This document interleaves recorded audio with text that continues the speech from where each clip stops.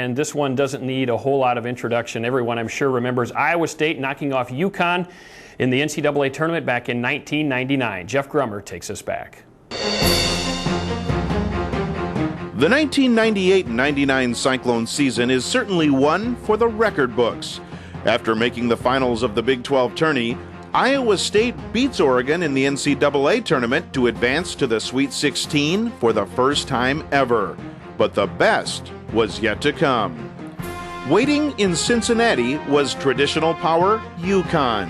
But also waiting were many Cyclone fans, and they were about to see one of the greatest games of all time. After trailing most of the way, the Cyclones hit the Huskies with an outside attack to remember. Human, a high arching three.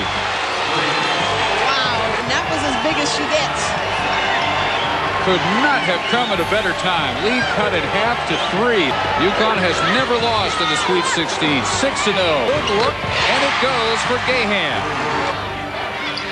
Freeze still looking, finally has her first 3. And she cuts it to 1, 54-53. Handled outstanding by UConn. Baylor gets a look, has her second 3. Freeze for another 3. Wow, big time. Kid is big time. 22nd timeout, a minute 40 remaining, and the Cyclone contingent about to go nuts. Abrosimova taking a long time to get any kind of a look. Finally, Glenny. Three-pointer partially blocked by Heumann. Loose ball to Gahan. Win to the Cyclones. They have knocked off the top seeds.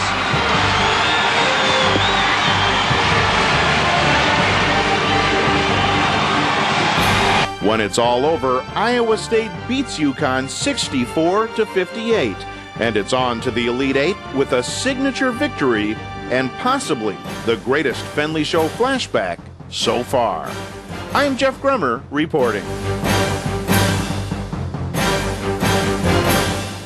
Well, Coach, you talk about putting yourself on the map. You can't watch that too many times. I guess that was your shock the world win, wasn't it? Yeah, it was. And you never want to say the best, the most important, but it's hard to say that wasn't maybe the biggest win for us, not just because of where it was, when it was, but who it was. And we joke off the air about Billy saying how we beat UConn on their own network, and Rebecca Lobo was doing the color on the game. And it's just one of those games that you'll remember forever, and I think it's something that so many people had a contribution in, and so many fans went to Cincinnati to watch the game. But it brought a lot of attention to our university. I remember going to the Final Four in San Jose that year, and I got off the elevator, and there was like 10 UConn fans that already bought their ticket, and they weren't very happy with me, so I had to buy them a drink or something to calm them down. But a big win for our team. Is there any way to summarize what a win like that, an impact that it has on your program? No, not really. I mean, obviously, it moved us into another level as far as respect goes, and I think people still talk about it, and they mention our name now